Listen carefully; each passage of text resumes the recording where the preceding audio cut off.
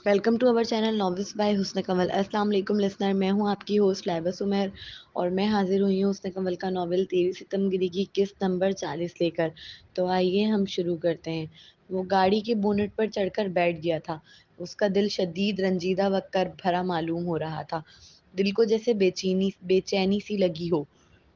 वो वहीं लेट गया, मगर कितनी ही देर गुजर जाने के बावजूद भी उसे सुकून नसीब न हो सका। ज़हन सोच सोच कर मफलूज हुए जा रहा था कि कहाँ गलती हुई है उससे। वो तो हमेशा से परफेक्ट रहा है, फिर ये उलझने क्यों, ये बेसुकूनी क्यों? क्यों उस हसीन दिलरुबा को रोता देख अपना आप जालिम लगा? वो हकदार थी सज़ा की, क्यों दिल तोड़ कर गई? और क्या चाहती थी? जब वापस आए तो वैसा ही पाए जैसा छोड़ कर गई? क्या ये मुमकिन था? हरगिज़ नहीं। जो उसने अमाल किए हैं वो उसका रिएक्शन ही उसे लौटा रहा है। वो कहीं गलत नहीं, जैसे खुद को ज़हनी सुकून देने की कोशिश कर रहा हो कि वो कहीं गलत नहीं। गलत है तो वो लड़की है जो उसकी मोहब्बत व नरमी का हमेशा से नाजायज़ फ़ायदा उठाती है। चाहे कितना ही खुद को तसल्ली दे ले, मगर दिल उस लड़की की बेएतबारी आंखों व कर्ब भरे उन आंसुओं में अटक गया। दिल ने शिद्दत से ख्वाहिश की कि काश इस वक्त में वापस लौट जाए, जब वो दोस्त थे। कितनी आसानी से वो एक दूसरे से हर बात शेयर कर लेते थे, जबकि मीलों के फासले थे दोनों के दरमियान। मगर आज, जब दोनों इतना करीब थे कि एक दूसरे की सांसों की महक तक महसूस कर सकें, तो बात ना की, सिर्फ लड़ते रहे। भरोसा जो उठ गया था उनके दरमियान से। वो नहीं जानता कितनी देर वहां लेटा, उलझे जहन के साथ चांद व तारों से भरे आसमान को देखता रहा। वो व्यू खासा खूबसूरत लग रहा था देखने में, मगर न जाने क्यों इस लम्हे अपना तन्हा होने का एहसास होने लगा। वो तन्हाई का एहसास दिल को वापस उस हसीन दिलरुबा की जानिब खींचता रहा था। कल रात की खूबसूरत यादें दिल को जकड़ने लगी। एक लम्हे के लिए दिल चाहा सारी लड़ाई भूलकर उसके पास पहुंच जाए, मगर अना आड़े आई कि नहीं, वो समझेगी रह नहीं सकता उसके बगैर। माना सच यही था कि जितना उसके नजदीक जाता है उतनी ही तलब और बढ़ती है। मगर उसे क्यों बताए? क्यों बताए कितनी अहम है वो? क्यों जताए कि जी नहीं पाता उसके बगैर? क्यों कहे कि तड़प रहा है उसकी तलब में? अचानक एक ख्याल के आने पर वो गाड़ी से तेजी से उतरकर ड्राइविंग सीट पर बैठा, सीट बेल्ट बांधी, फिर गाड़ी स्टार्ट की। कुछ देर की ड्राइव के बाद वो अरीबा के घर के बाहर खड़ा था। उसने गाड़ी से उतरकर गाड़ी को लॉक किया और एक गहरा सांस भरते उसके घर का दरवाजा नॉक करने की हिम्मत की। दरवाजा निदा बेगम ने खोला था। वो मुस्कुराते हुए सलाम करता हुआ अंदर दाखिल हुआ। निदा बेगम ने भी इसका रास्ता ना रोका। नॉर्मल हालत में वो पहली बार अरीबा के घर आया था। निदा बेगम ने इससे अरीबा के मुताल्लिक पूछा तो वो इधर उधर की बातें करते हुए दानिस्ता तौर पर बात टाल गया। इन्हें महसूस हो गया था कि वो जवाब नहीं देना चाहता, इसलिए खामोश हो गई। क्या मैं अरीबा का कमरा देख सकता हूँ? वो मुझे होटल के कमरे में नींद नहीं आ रही, इसीलिए सोचा कि यहाँ आकर सो जाऊं। उम्मीद है आपको मेरा यूं अचानक आना बुरा नहीं लगा होगा। इस खूबरू नौजवान ने लचकदार अंदाज में कहा तो निदा बेगम नफी में सर हिलाते हुए तेजी से बोली, बुरा लगने वाली क्या बात है? ये तुम्हारा ही घर है। अरीबा को भी ले आते तो अच्छा होता, उसे भी कहाँ नींद आ रही होगी वहां। मैंने तो कहा था मगर वो खुद नहीं आई। उसने मसनूई मुस्कान चेहरे पर सजाए निहायत सफाई से झूठ कहा। अच्छा, वो लाजवाब हो गई, ये इल्म होते हुए भी के मुकाबिल झूठ बोल रहा है उनसे। उन्होंने खाने का पूछा तो उसने दिल रखने के लिए हाँ कर दिया। तुम अंदर जाकर फ्रेश हो जाओ, मैं खाना लगा देती हूँ। वो इसे अरीबा के कमरे में ले आई थी। इनके जाने के बाद वो इस छोटे व बोसीदा हाल कमरे को देखने लगा, जिसमें एक सादा व पुराना सा सिंगल बेड, सामने एक पुरानी अलमारी जिस पर बहुत सारे कार्टून कैरेक्टर्स के स्टिकर्स चिपके नजर आ रहे थे। अलमारी के बराबर में सिंगारदान जिसका आधा शीशा टूटा हुआ था, बाकी आधे पर भी चटक के निशान थे। कमरे की दीवारों का रंग नीचे की साइड से मुकम्मल हट चुका था, सेम आने के सबब। इसे गर्मी महसूस हुई, वो एसी का आदी था। उसने छत की जानिब देखा तो पुराना सा पंखा लगा नजर आया, जिसका बटन कहाँ है वो यही ढूंढ रहा था। बटन बेड के साइड लगा नजर आया। उसने तेजी से खोला तो पंखा अपनी सुस्त रफ्तारी से हवा के झोंके देता मालूम हुआ।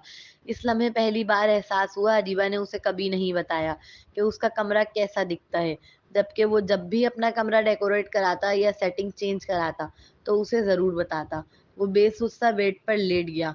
उस कमरे की हालत बता रही थी कि कितनी मुश्किल जिंदगी गुजार रही थी वो लड़की।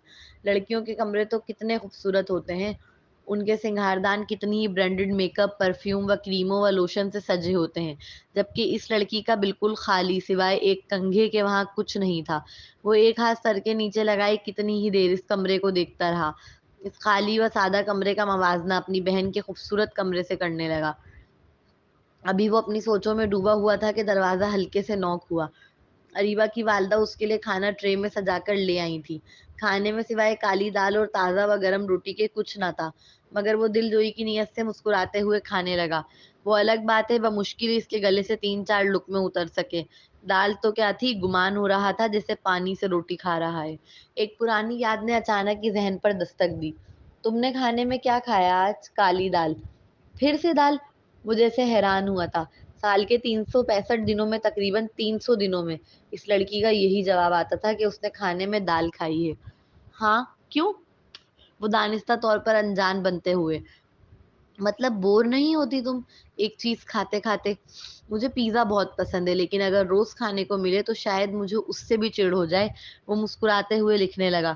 نہیں، ابھی میری امی کے ہاتھ کی دال نہیں کھائی تم نے؟ وہ اتنی مزیدار بناتی ہیں کہ میرا دل ہی نہیں بھرتا۔ تم کبھی آنا ہمارے گھر میں، تمہیں ضرور کھلاؤں گی۔ دیکھنا تم پیزا بھول جاؤ گے۔ وہ نہیں جانتا یہ جملے اس لڑکی نے روتے ہوئے لکھے تھے، مگر آج سمجھ آ گیا تھا وہ لڑکی صرف اپنا جھوٹا بھرم قائم رکھتی تھی۔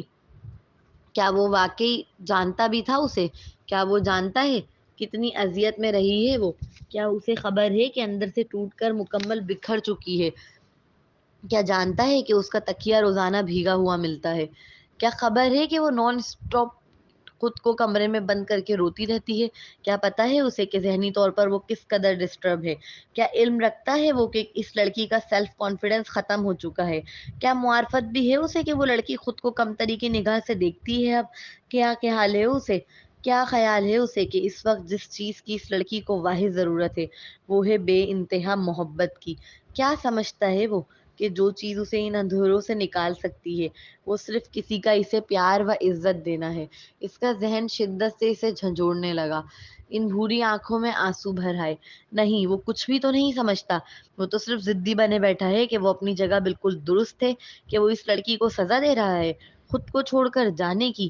کیا ہو وہ سزا دیتا رہ جائے اور وہ لڑکی جسے اس وقت محبت و توجہ کی ضرورت ہے ان اندھیروں میں اترتی چلی جائے، کہ ایک ایسا وقت آئے زندگی میں کہ واپس پانا ممکن ہی نہ ہو۔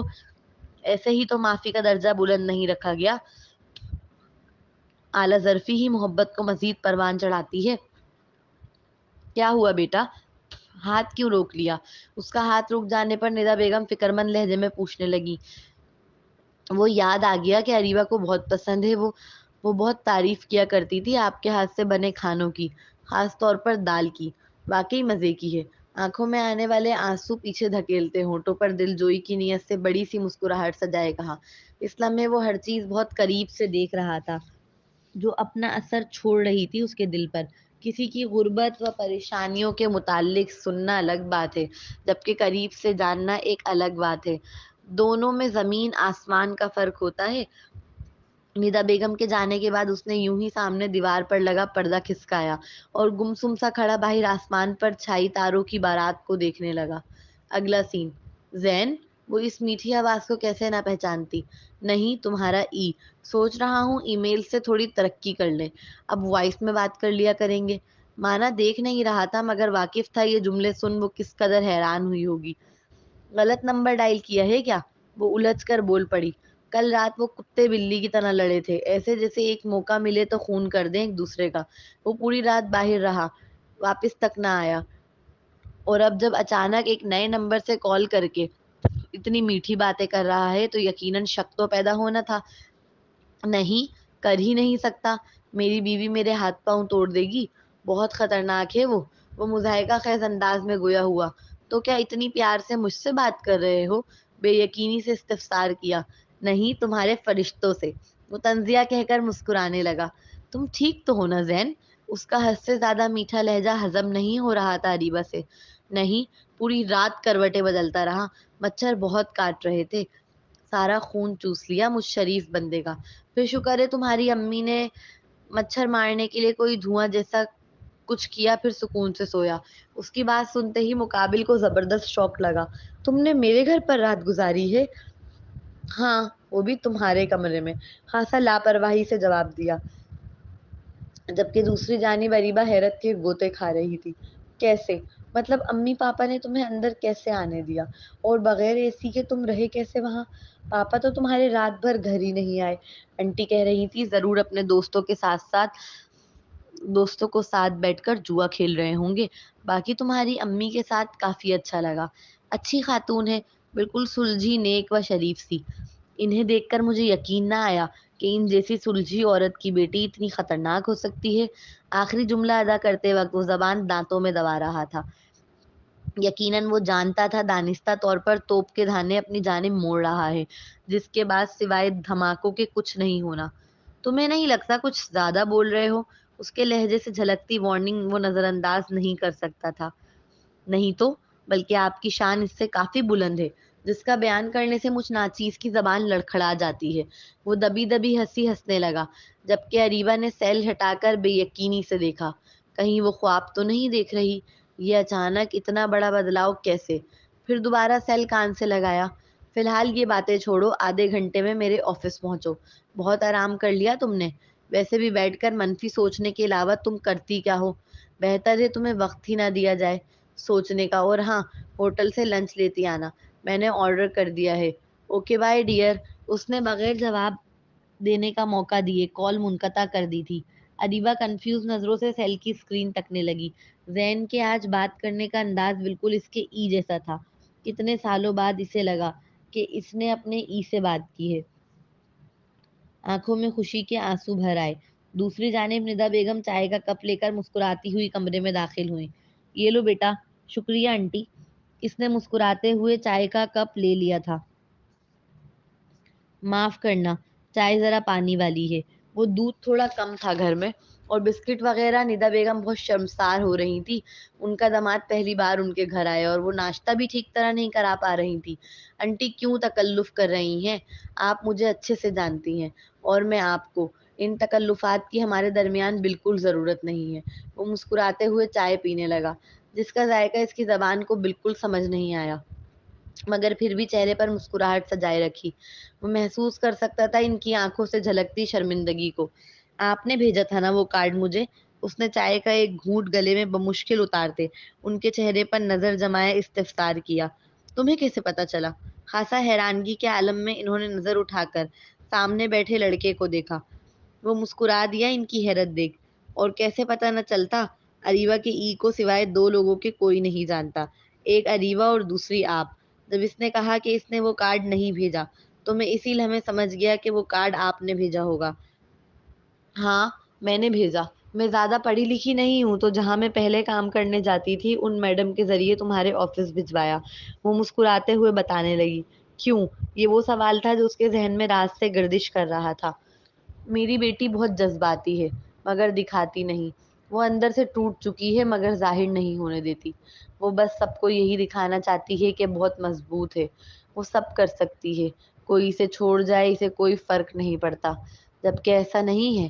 بچپن سے لے کر آج تک مجھے اس کا تکیہ دھوپ میں سکھانا پڑتا ہے۔ پتہ ہے کیوں؟ کیونکہ وہ اس کے آنسوؤں سے گیلا ہوتا ہے۔ اتنا روتی ہے وہ، تنہائی میں چیختی ہے، میرا کلیجہ پھٹتا ہے اس کی چیخیں سن۔ لیکن جب صبح کمرے سے نکلتی ہے تو بالکل نارمل۔ بچپن میں عید پر وہ تیار ہو کر نئے کپڑے پہن کر فہد کے گھر گئی۔ وہ سوٹ میں نے بڑی محنت کر کے اپنی بیٹی کے لیے خریدا تھا۔ وہ شہزادی لگ رہی تھی مجھے اس میں۔ وہ بھی بہت فخر سے گھر سے نکلی تھی، مگر جب واپس آئی تو آنکھوں میں آنسو تیر رہے تھے۔ روتے ہوئے بتانے لگی کہ فہد کی دادی نے اسے اپنے مہمانوں کے سامنے فقیرنی کی بچی کہا، جو سن کر فہد کے گھر آئے مہمان ہنسنے لگے۔ تم سمجھ سکتے ہو کتنی تکلیف ہوئی ہوگی اسے؟ اس بچے کی خود اعتمادی و عزت کی دھجیاں اڑا دی تھی فہد کی دادی نے۔ اور وہ ہی کیوں، خود فہد بھی ایسا ہی تھا، سوائے تمہاری خالہ کے۔ ان کے گھر کا ہر ممبر اسے اسی طرح کے ناموں سے بلاتا، جس کے سبب وہ گھر میں بھوکا پڑا رہنا قبول کر لیتی، مگر ان کے گھر نہ جاتی۔ وہ میں تھی جو اسے زبردستی ان کے گھر چھوڑ کر آتی، اس لالچ میں کہ اسے ایک وقت کا کھانا پیٹ بھر کر مل جائے۔ ان کی آنکھوں سے آنسو بہہ رہے تھے، جسے وہ اپنے دوپٹے سے صاف کرنے لگی۔ تم نے کبھی سوچا تمہیں بغیر دیکھے، بغیر تمہارے بارے میں کچھ جانے، وہ کیسے محبت میں گرفتار ہو گئی، اس جیسی حقیقت پسندانہ لڑکی۔ ان کے سوال نے ذہن کو سوچ میں ڈالا۔ اس نے اریبہ کو دیکھا تھا، مانا ایک نظر، مگر دیکھا تو تھا، مگر اریبہ نے تو اسے بن دیکھے محبت کی، اس قدر محبت کہ اس کے پیچھے نیو یارک تک جا پہنچی۔ اگر اسے صرف پیسے والا لڑکا چاہیے ہوتا تو وہ فہد کے پاس بھی تھا اور شہریار کے پاس بھی۔ اگر اسے خوبصورت چاہیے تھا تو وہ دونوں بلا شبہ بہت خوبصورت تھے، مگر اسے تو نہ پیسے والا چاہیے تھا نہ خوبصورت۔ وہ جاننا چاہتا تھا وہ کون سی خوبی ہے اس میں جو اریبہ جیسی حقیقت پسندانہ لڑکی اس کے عشق میں گرفتار ہوئی۔ تمہاری دی جانے والی عزت کے سبب وہ ہمیشہ سے تم سے ملنا چاہتی تھی۔ کہتی تھی امی کاش میں نیو یارک میں پیدا ہو جاتی، وہاں کے لوگ بڑے عزت دینے والے ہوتے ہیں، وہ پیسوں سے نہیں تولتے، وہ ہنر و محنت دیکھتے ہیں۔ تم ہمیشہ اسے مزید کام کرنے کا حوصلہ دیتے، بتاتے کہ محنت میں عظمت ہے۔ اسے لگتا تھا کہ تم اس کی مجبوریاں سمجھتے ہو، تم اسے خود سے کمتر نہیں دیکھتے، جبکہ تمہاری باتوں سے وہ اندازہ لگا چکی تھی کہ تم بھی فہد کی طرح امیر زادے ہو۔ جب اتنی ہی محبت تھی مجھ سے تو جواب محبت کیوں نہ دیا اس نے؟ کیوں مجھے خالی ہاتھ لوٹا دیا؟ یہ سوال اس کے ذہن کو سکون نہیں لگنے دیتا تھا۔ وہ جانتا تھا جو اس کا حق بھی تھا۔ کیسے دیتی؟ میں نے وہ تمہارا بھیجا کارڈ و پھول اس تک پہنچنے ہی نہیں دیے تھے۔ ان کا شرمندگی سے کیا انکشاف ذہن کے کان کھڑے کر گیا تھا۔ کیا؟ وہ بے ساختہ ہی بول اٹھا۔ مجھے معاف کر دو، ساری غلطی میری ہے۔ میں جانتی تھی تم اور اریبہ ایک دوسرے سے بہت محبت کرتے ہو، مگر اس کی شادی سر پر رکھی تھی، سارے مہمان آئے ہوئے تھے گھر میں ڈر گئی۔ ہم غریب لوگ ہیں، ہمارے لیے ہماری عزت ہی سب کچھ ہوتی ہے۔ مجھے لگا وہ بھول جائے گی تمہیں، شہریار خوش رکھے گا اسے، مگر ایسا کچھ نہ ہوا، بلکہ الٹا وہ اور اذیتوں میں آ گئی۔ میں جب اسے روتے دیکھتی شدید پچھتاوا ہوتا اپنے ماضی میں کیے جانے والے فیصلے پر۔ وہ شدید رنجیدہ لہجے میں بول رہی تھی، ان سے کہیں زیادہ ذہن رنج و کرب میں مبتلا ہوا۔ مجھے ای میل کرنا اچانک سے کیوں روک دیا تھا اس نے؟ کیونکہ فہد سے ملنے والے دھوکے نے اسے توڑ دیا تھا۔ غلطی فہد کی نہیں، غلطی اس سوسائٹی کی ہے جو یہ سوچتی ہے کہ غریب کی بچی کو جس حال میں بھی رکھو وہ خاموش رہ لے گی، اس کی حق تلفی کر دو وہ سہ لے گی۔ جبکہ میری بیٹی بہادر نکلی، وہ ڈرنے والوں میں سے نہ نکلی، وہ نہیں سوچتی آگے کا، بس فیصلہ کر ڈالتی ہے، چھوڑ دیتی ہے بھلے بات میں روتی رہے، مگر کسی کے سامنے جھمتی نہیں، کسی کے سامنے جھکتی نہیں۔ فہد کا گمان تھا وہ بے وفائی کرے گا، جو دل میں آئے کرتا پھرے گا، کیونکہ وہ اس کے احسانوں تلے دبی ہے تو اف تک نہ کرے گی، مگر وہ بچپن سے اس کے ساتھ رہتے ہوئے بھی اسے نہ سمجھ سکا۔ وہ منہ پر مار آئی اس کی انگوٹھی، بچپن کی دوستی کو ایک لمحے میں ختم کر دیا۔ وہ بکھر کر رہ گئی تھی، کیونکہ اس کے نزدیک فہد اس کے ساتھ یہ سب کبھی نہ کرتا اگر وہ کسی بڑے باپ کی بیٹی ہوتی۔ اور وجہ کیا بتائی کہ تم مجھے وقت نہیں دیتی، اپنی غلطی ہرگز نہ مانی؟ کیا وہ نہیں جانتا تھا ہم کتنے غریب لوگ ہیں؟ لوگوں کے گھر ایک مہینہ رمضان آتا ہے، ہمارے یہاں تو پورا سال رہتا ہے۔ پتہ ہے ہم جمعرات کا انتظار کرتے ہیں، کیونکہ جمعرات کی شام پوری گلی والے نیاز بانٹتے ہیں، کوئی چاول تو کوئی میٹھی کھیر، کوئی مٹھائی۔ یہ واحد دن تھا پورے ہفتے کا جو ہم پیٹ بھر کر سوتے۔ ایسے حالات میں اگر وہ کام نہ کرتی تو گھر کیسے چلتا؟ یہ جو تھوڑی بہت عزت دینے لگے ہیں نا لوگ ہمیں، وہ بھی صرف میری بیٹی کی وجہ سے، کیونکہ میری بیٹی نے بڑے ہوتے ہی دن رات محنت کر کے ان کا ادھار اتارا۔ مجھے یاد نہیں پڑتا اریبہ کے کام شروع کرنے کے بعد ہم نے کبھی کسی سے ادھار لیا ہو۔ تم سے تو کچھ مخفی نہیں، ایک ایسی لڑکی جو دن رات اپنے حالات بدلنے کی کوشش میں لگے ہو، اس کا منگیتر جو بچپن کا ساتھی ہو وہ دھوکہ دے جائے تو تم کیسے سوچ سکتے ہو وہ ایک ایسے لڑکے سے دوستی قائم رکھے جسے اس نے کبھی دیکھا تک نہیں، جس کے بارے میں وہ کچھ نہیں جانتی؟ اس کا بھروسہ ٹوٹا تھا، وہ پھر کسی امیر زادے کا کھلونا نہیں بننا چاہتی تھی۔ اسے ڈر لگنے لگا تھا پھر ٹوٹ جانے سے، خاص طور پر اس واحد شخص کے ہاتھوں جو اسے عزت و مان دیتا تھا۔ اس لیے ہمارے کہنے پر اس نے شہریار سے شادی کر لی، مگر شہریار بیمار نکلا، جسم سے کہیں زیادہ ذہنی۔ عورت رکھنا بھی تو ہر مرد کو نہیں آتا نا۔ انہوں نے آخری جملہ خاصا جتا کر ادا کیا، چہرے پر پھیکی سی مسکان بکھری تھی۔ وہ طنز تھا، گہرا طنز۔ یہ صرف عورت کا ظرف ہے کہ چاہے مرد اس کی پسند کا ہو یا نہیں، وہ اس کے ساتھ ڈھل جاتی ہے۔ تھوڑا وقت لگتا ہے، وہ خود کو منا ہی لیتی ہے، مگر مرد، ان میں اکثر کا حال تو یہ ہے کہ اسے اپنی من پسند عورت کو بھی رکھنا نہیں آتا۔ تو ان کی بات دل پر چوٹ کر گئی۔ اب چائے پہلے سے زیادہ بد ذائقہ لگی، مگر وہ ایک ہی سانس میں ساری چڑھا گیا۔ اسے اپنے ہر سوال کا جواب مل گیا تھا، مگر جوابات مل جانے کے بعد دل بجائے سکون میں آنے کے مزید دکھی و کرب میں مبتلا ہوا۔ وہ اس لڑکی کو سزا دے رہا تھا جو بچپن سے اس کی عادی رہی ہے۔ غربت سزا نہ تھی، مگر لوگوں نے بنا دی۔ محبت اس 7 سمندر دور بیٹھے اندیکھے شخص سے اس لیے تو نہ کی تھی کہ ایک دن وہ بھی سزا دے۔ یقیناً وہ محبت ڈھونڈ رہی تھی، عزت ڈھونڈ رہی تھی۔ اب جب وہ بھی سزا دینے پر تل آیا تو اس میں اور باقی سب میں کیا فرق رہ گیا؟ وہ خوبرو نوجوان ان سے ودا لے کر اٹھا۔ وہ اسے دروازے تک ودا کرنے آئی۔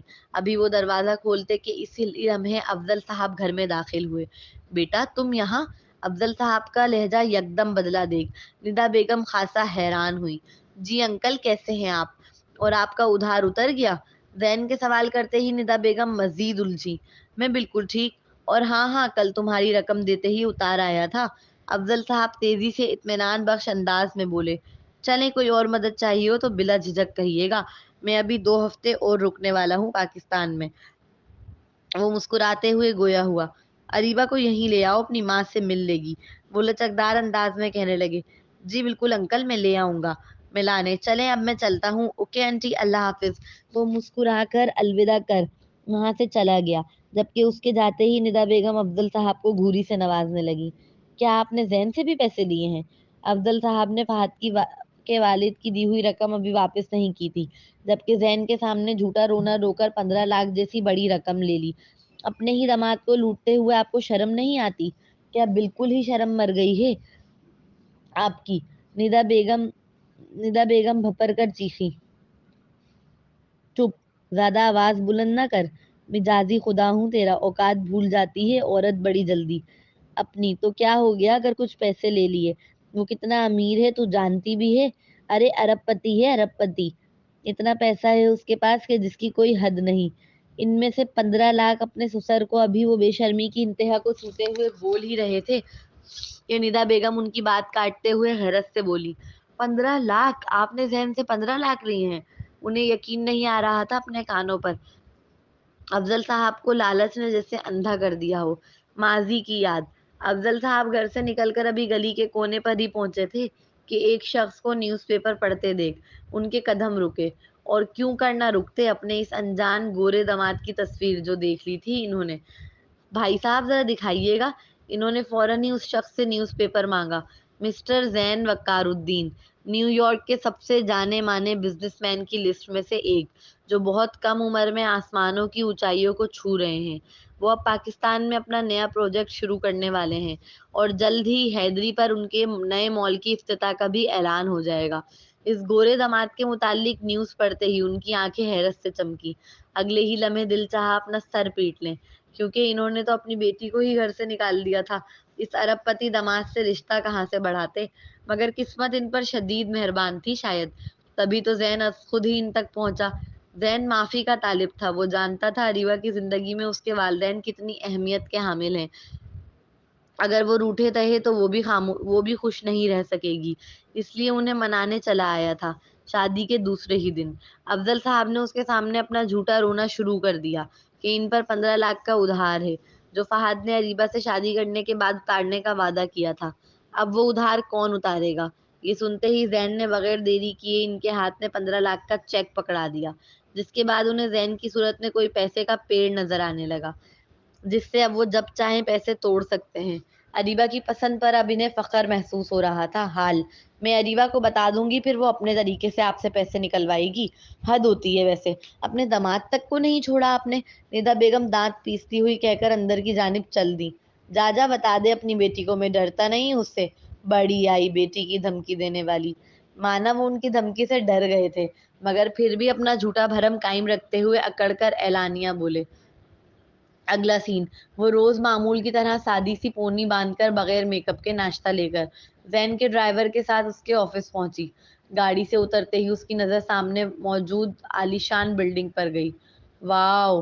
وہ بے ساختہ ہی تعریفی کلمات ادا کر اٹھی۔ 1 سال سے زیادہ کا عرصہ گزر گیا تھا، اسے زین کے کاروبار کے متعلق کچھ خبر نہیں۔ وہ نہیں جانتی تھی کہ زین کی کمپنی کی ایک برانچ حیدرآباد میں بھی ہے۔ ہیلو، میں اریبہ مسٹر زین کا ناشتہ لے کر آئی ہوں، انہوں نے منگایا تھا۔ ریسیپشن پر پہنچ کر اس نے آہستگی سے مصنوعی مسکان چہرے پر سجائے کہا۔ ریسیپشن پر موجود لڑکے نے اس کا سر تا پاؤں تنقیدی جائزہ لیا، اس کی سادگی کے سبب اسے ملازمہ گمان کر سر ابھی بیزی ہیں کہہ کر ویٹنگ ایریا میں بیٹھنے کا کہا۔ وہ بھی خاموشی سے جا کر سامنے ویٹنگ ایریا میں لنچ باکس لے کر بیٹھ گئی۔ دوسری جانب وہ میٹنگ میں تھا، کام کے سبب اس کے ذہن سے بالکل نکل گیا تھا کہ اس نے اریبہ سے ناشتہ لانے کے لیے کہا ہے۔ آدھا گھنٹہ گزر گیا اسے انتظار کرتے کرتے۔ آپ کے دل میں جب بدگمانی جگہ بنا چکی ہو تو ہر چیز میں برائی کا پہلو نکل ہی آتا ہے۔ اس لڑکی کا حال بھی کچھ ایسا ہی تھا۔ تو مجھے یہاں اپنا انتظار کرانے کے لیے بلایا ہے؟ خود نے ناشتہ کر لیا ہوگا، تبھی دوسرے کی بھوک کا کوئی احساس نہیں اسے۔ مجھے بھی ناشتہ ہوٹل میں ہی کر لینا چاہیے تھا، پاگل ہوں نا اس کے چکر میں بھوکی آ گئی۔ وہ دل ہی دل میں کڑے چلی جا رہی تھی۔ اس کی نگاہیں وہاں فرسٹ فلور پر موجود پورے اسٹاف پر گھوم رہی تھی، جن میں زیادہ تر لڑکیاں تھیں۔ ان کی خوبصورتی و میک اپ سے لدھا چہرہ و مہنگے کپڑے دیکھ اس کے دل کو احساس کمتری نے تیزی سے گھیر لیا۔ اس نے ایک نگاہ خود پر ڈالی، وہ بالکل سادہ سی سفید رنگ کی فراک و پاجامے میں ملبوس تھی۔ اب اسے پچھتاوا ہونے لگا کہ وہ یہاں ذہن کے کہنے پر کیوں ہی آئی ہی کیوں۔ انہیں دیکھ کر اسے گمان ہوا جیسے دنیا کی ساری حسین لڑکیاں ذہن کے آفس میں کام کر رہی ہو۔ نہ جانے کیوں وہ انتظار اب دل کو چپ سا رہا تھا، لگا جیسے وہ ستمگر دانستہ طور پر اسے ویٹنگ روم میں بٹھا کر اس کی حیثیت دکھا رہا ہو۔ اس کے ذہن میں شہریار کی باتیں گھومنے لگیں۔ تجھ جیسی غریب کی بیٹی کو اس محل نما گھر میں اس لیے ہی لایا تھا میں کہ تو خاموشی سے رہے گی، مگر تو تو کچھ ماہ میں ہی اپنی اوقات بھول بیٹھی۔ تجھے پتا ہے میری امی کو تجھ میں کیا پسند آیا تھا؟ میں بتاتا ہوں، تیرے چہرے سے جھلکتی ہوئی مفلسی و غربت، ورنہ تو تھی اس قابل کہ تجھے مجھ جیسا محلوں کا شہزادہ ملتا۔ آئینے میں جا کر چہرہ دیکھ اپنا۔ اس کی نیم شہد رنگ آنکھوں میں آنسو بھر آئے۔ اس نے دھندلی آنکھوں سے اپنے ہاتھ پر لگی مہندی دیکھی، ایک دل جلی سی مسکراہٹ ہونٹوں پر بکھر آئی۔ تو زین وقار الدین نے مجھے میری اوقات دکھانے کے لیے اپنے آفس بلایا تھا۔ آنکھوں سے کرب کی شدت سے ایک آنسو ٹوٹ کر گرا۔ اپنے آنسو بے دردی سے پوंچھتی وہ اپنی جگہ سے اٹھی۔ اس لمحے اس کا سیل رنگ ہوا۔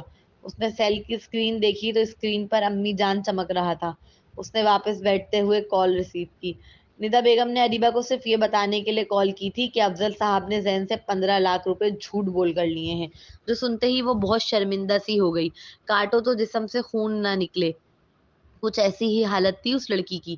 دل چاہا کہ پھوٹ پھوٹ کر روئے، مگر خود کو بمشکل سنبھالا کہ نہیں، لوگ دیکھیں گے تو کیا سوچیں گے۔ اس کی میٹنگ ختم ہوئی تو وہ میٹنگ روم سے کچھ افراد کے ساتھ باہر نکلا۔ سر، آپ کے گھر سے ناشتہ آیا ہوا ہے، آپ کہیں تو آفس میں لگوا دوں؟ اس کی سیکرٹری نے آہستگی سے کان کے پاس منہ لا کر نہایت شائستہ انداز میں استفسار کیا۔ ناشتہ؟ اس کی بات سنتے ہی اپنے سر پر زور سے دھپ ماری۔ یاد جو آ گیا تھا کہ اپنی بیوی سے ناشتے کا کہا تھا اس نے۔ جی، آپ کی ملازمہ اریبہ لائی ہیں۔ اس نے زین کا ری ایکشن الجھ کر دیکھتے ہوئے دوبارہ تصدیق کی۔ ملازمہ؟ ڈیم اٹ، بیوی ہے وہ میری، کیوں گالیاں پڑواؤ گے مجھے؟ وہ تو لحاظ بھی نہیں رکھے گی کسی کا۔ ایک منٹ، کتنی دیر سے ویٹ کر رہی ہے وہ؟ اب اس خوبرو نوجوان کی پیشانی پر آتا پسینہ نمایاں تھا۔ سارا اسے حیرت سے دیکھنے لگی۔ وہ 1 سال سے زین کے ساتھ کام کر رہی تھی۔ وہ پاکستان کم ہی آیا کرتا، مگر اسکائپ وغیرہ پر تقریباً روز ہی بات ہوا کرتی۔ وہ ہمیشہ سے اسے ایک روبدار و بردبار شخصیت نظر آتا، مگر آج سامنے کھڑا نوجوان تو کوئی اور ہی لگا۔ آخری جملہ اس نے اپنی پیشانی مسلتے ہوئے بے صبری سے پوچھا۔ سر، 1 گھنٹے کے قریب۔ اس کے بتاتے ہی زین نے زور سے آنکھیں میچھی۔ گیا میں تو آج پکا گیا۔ تیزی سے اپنا ایک ہاتھ گردن پر کاٹنے والے انداز میں ایک ادا سے پھیرتے ہوئے بڑبڑایا، پھر اگلے ہی پل تیز قدم لیتا لفٹ کی جانب بڑھا۔ سارا اور باقی سب بھی اسی کے پیچھے پیچھے آئے۔ اس لمحے اسے کسی کی پرواہ نہ تھی تو بس اس حسین دلربا کی جو انتظار میں 1 گھنٹے سے بیٹھی تھی اس کے۔ کیا وہ نہیں جانتا تھا اس کی بیوی کس قدر ہائی ٹیمپر کی مالکن ہے؟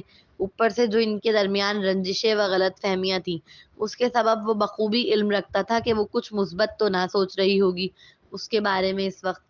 وہ لفٹ کا 1 منٹ کا سفر بھی اسے صدیوں کے برابر لگا۔ اپنے دونوں ہونٹ ایک دوسرے میں سختی سے دبائے وہ بار بار اپنی کلائی پر بندی گھڑی دیکھ رہا تھا۔ بس لفٹ کھلنے کے انتظار میں کھڑا تھا وہ کہ کب لفٹ کھلے اور کب وہ اپنی بیوی کے پاس پہنچے۔ وہ کیا سوچ رہا ہوگا میرے بارے میں؟ پاپا کو کیا ضرورت تھی اس سے پیسے لینے کی؟ وہ لڑکی اپنی انگلیاں چٹکھاتے ہوئے ابھی بڑبڑا ہی رہی تھی کہ اسے سامنے سے وہ وجیہہ مرد اپنی جانب تیز قدم سے آتا ہوا دکھائی دینے لگا۔ وہ فوراً کھڑی ہوئی۔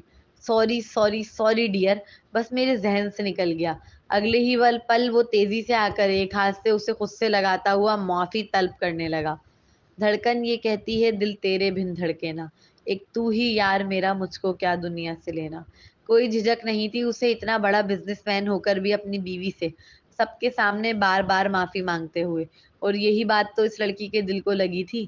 جس لمحے اس نے معذرت کرتے ہوئے خود سے لگایا، دل از خود دھڑکنے لگا. زین کے لہجے میں اس قدر محبت دیکھ وہ حیران کن نظروں سے اسے دیکھنے لگی. اس کی آنکھوں میں آنسو بھرے تھے جنہیں دیکھتے ہی زین مزید شرمندگی میں مبتلا ہوا. سوری، میں کام میں بیزی ہو گیا تھا، مجھے یاد ہی نہیں رہا. وہ اس کی پیشانی کو ہلکے سے چومتے ہوئے معذرت کرنے لگا جبکہ وہ مکمل خاموش تھی. سوری میم، ہمیں علم نہیں تھا کہ آپ سر کی وائف ہیں. ریسیپشنسٹ اور باقی سب حیرت سے اپنے باس کو سادہ سی دکھنے والی لڑکی سے بارہا معذرت کرتے ہوئے دیکھ رہے تھے. کہاں زین وقار الدین وہ انگریز دکھنے والا خوبصورت وجاہت سے مالا مال بلینئر، کہاں وہ سادہ سی دکھنے والی پاکستانی لڑکی جس میں ایسی دور دور تک کوئی خاصیت نظر نہیں آ رہی تھی لوگوں کو، جو وہ اسے زین وقار الدین کی بیوی گمان کر کے عزت دیتے.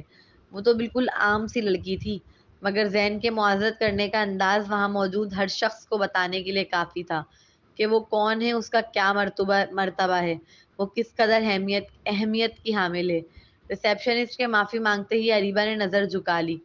تو پوچھنا چاہیے تھا نا بے وقوف، وہ انگریزی زبان میں زور سے دھاڑا. سوری سر، میم نے نہیں بتایا کہ وہ آپ کی وائف ہے، ورنہ یہ غلطی کبھی نہ ہوتی. وہ لڑکا خاصا شرمندہ ہو کر اپنی صفائی دینے لگا. اس وقت میری نظروں کے آگے سے ہٹ جاؤ. وہ اس نازک گڑیا کو اب بھی خود سے لگائے کھڑا تھا، غصے سے بھپر کر اس ریسیپشنسٹ کو دیکھتے ہوئے گویا ہوا. سوری میم، آپ کو ویٹنگ ایریا میں انتظار کرانے کے لیے. آئندہ ایسی غلطی نہیں ہوگی. سارا نے نظر جھکائے اپنے سٹاف کی جانب سے معافی مانگی. اٹس اوکے، وہ نرمی سے بولی. زین اسے اپنے کیبن میں لے آیا تھا. وہ لڑکی خاصا شرمندہ تھی.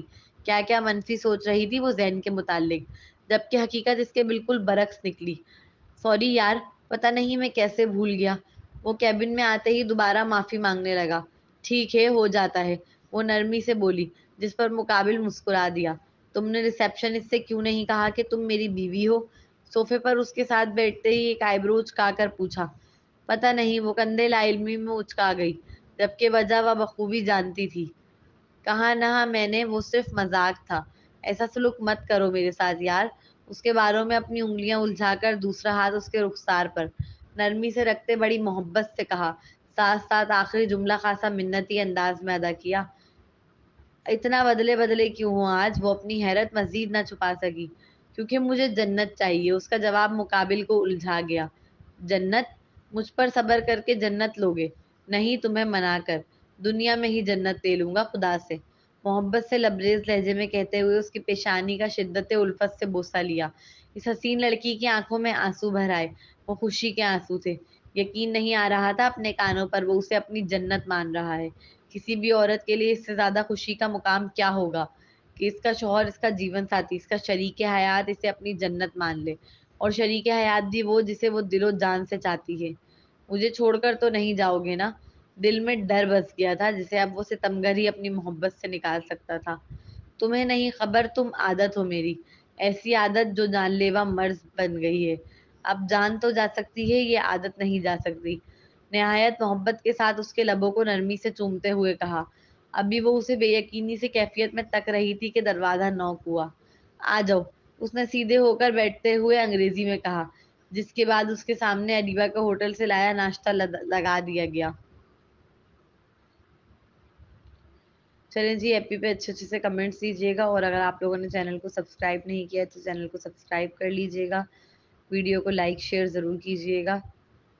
اللہ حافظ.